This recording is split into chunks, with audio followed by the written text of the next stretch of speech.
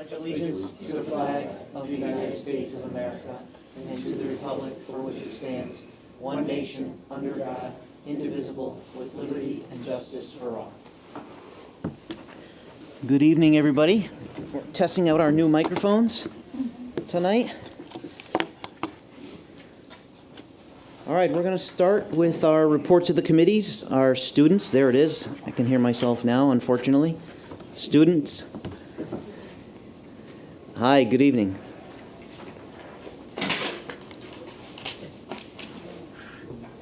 Go right ahead when you're ready. Take your time. Hello, everyone. I hope we all are having a marvelous Monday today. To start off, I wanted to address the excellent pep rally 2 weeks ago on Friday, January 26th. Every student had a great time, and the event was a resounding success. With fun and games and more, us Panthers enjoyed showing our teeth with school spirit. In addition, following midterms, students are experiencing the shift to marking period 3 in our second semester this year. I know I'm not the only one in my year who may feel a bit overwhelmed or exhausted with work during this time, but we should also all feel excitement when it comes to overcoming the challenges of our final 2 quarters as juniors. Massac went to the Connecticut Ethics Bowl for their 3rd year this Saturday, February 3rd. All team members put their best foot forward, worked extremely hard, and will use what they learned from this valuable experience moving forward. And as Arik mentioned, the senioritis is hitting in, but with the start of quarter 3, Massac students have begun looking at course selection for the 2024-25 school year. Freshmen and sophomores have the opportunity to look at important core classes and fun electives, while juniors, after 3 years here at Massac, have been rewarded with more flexibility in choosing their classes for their final year. Students will also have the opportunity to confer with their counselors and pupil services about what classes will be the right fit for them. We wish everyone luck in course selection. Thank you. Thank you. Thank you. Does any board members have any committee reports? I know. Go ahead. Want me to go, Chris? I used to talk about pension. Pension committee? Christy and I were at a pension committee, I think it was 2 Thursdays ago. Fiduciary and advisor representatives were there to give an overview of the portfolio, make recommendations for changes, and explain the impact the pension would have on the 24-25 budget. The pension is held on the town side. The pension is doing well, and they approximated about $135,000 to fund the pension. 75 of that for Board of Ed retirees and 60 of that for town retirees. Okay, Nice job. Sounds fascinating. Yeah. Actually, it's positive. The It's positive. Joe, it's still funded very well though, right? 90-something%. Oh yeah, it's like 95. I think. Yeah, that's excellent. Yeah. Excellent. Christine, policy met tonight? Yes, we met tonight. There's going to be 2 policies that we're going to go for first review tonight. And I just want to clarify, because at the last board meeting, there was some misinformation spoken about our policy that we put forth during public participation. So just to be clear, the policy is about taping and recording board meetings, and we were just clarifying the meetings, that they were regular meetings, emergency meetings, and special meetings of the Board of Ed that will be recorded. What we were saying is that meetings such as, like when you guys met for the special meetings and you needed to go into executive subcommittees, those type of meetings would not be recorded. But all of our meetings will be and continue to be recorded. Okay, and then we're also going to go over the kindergarten start age policy. Okay, and then we're talking about that in our new business as well. Okay. That brings us to public participation. First sign up is April. Is April here? No? Okay, Marie? Can I have that sheet back? I just wanted to let you know. Hi, Marie, go right ahead. Hi. Marie Blake, 359 Wheeler Road. Tonight, I'd like to share with you my thoughts about the agreement between the Monroe Board of Education and Coach Steve Christie. When I heard of this agreement on January 18th, I was curious as to why there was an agreement. By this agreement and actions of the board, a common person of the public is to assume no egregious wrongdoing was uncovered. My assumptions are based on facts of the agreement. Let's look at the conditions set forth in the agreement. All conditions fall under the following categories as they relate to the position of coaching. Training of coaches, specifically on concussions, protocol and policy update regarding athlete injuries, and communication with athletes and with parents. I think you would all agree that training, protocol, policy updates, and communication needs seem pretty basic as these topics relate to any employee of a school system and even to a school board for that matter. All of this seems innocuous, right? Harmless. There is something, however, that I find to be pretty telling. Under the condition about communicating with parents, you included a note that's in quotation marks penned by you. It states that the coach must send this note to parents and players.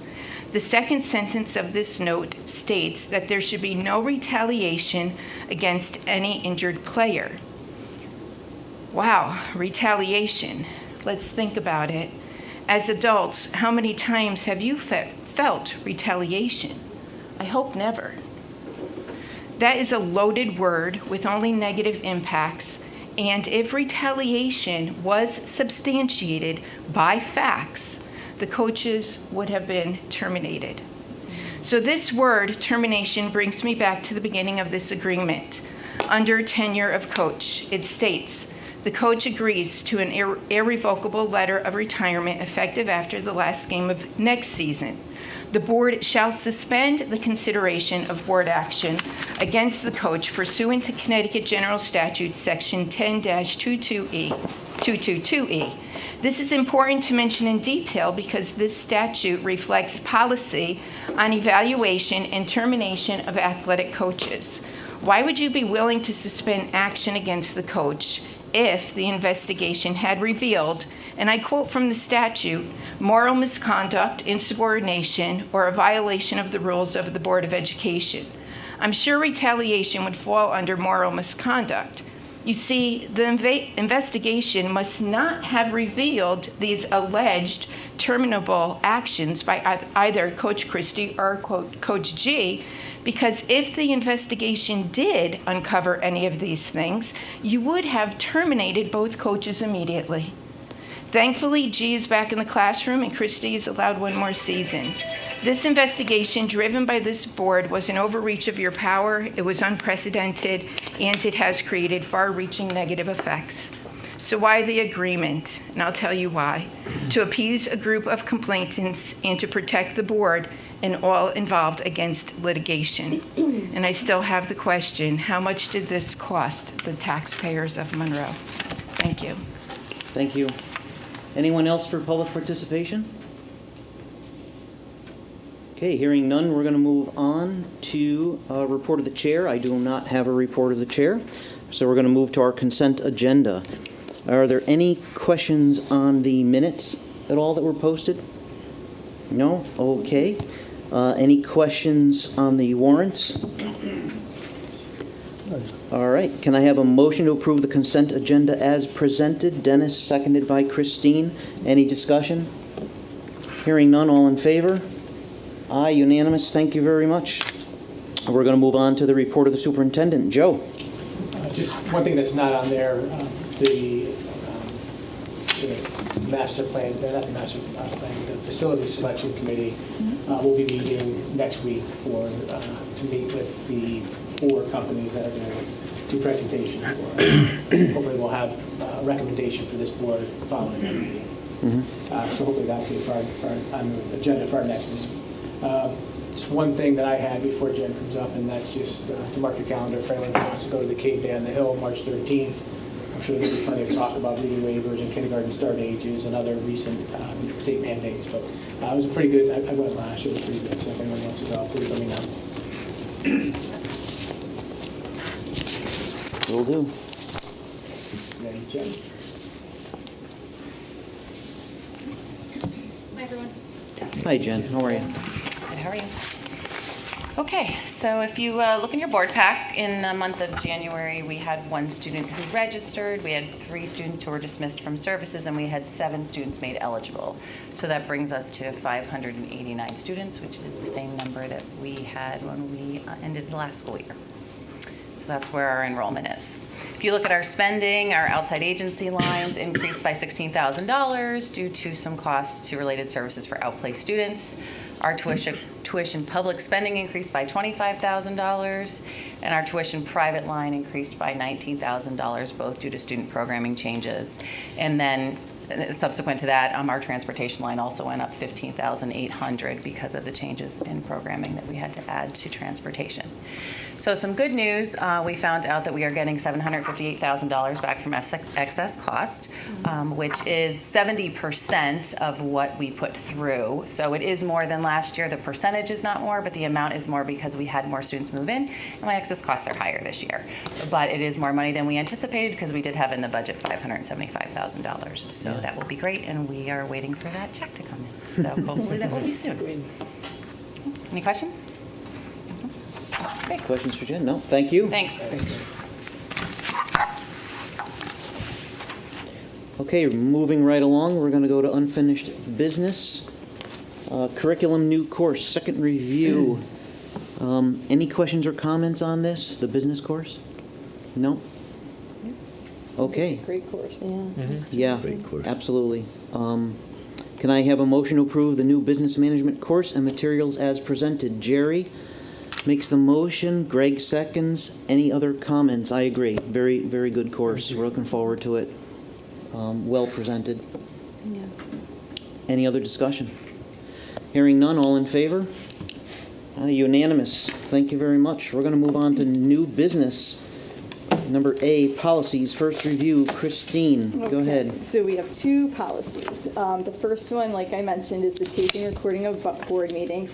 And it's just updating the policy to be more specific following state requirements. So it is just clarifying that we will be taping our regular emergency, those type of meetings, and not subcommittee meetings.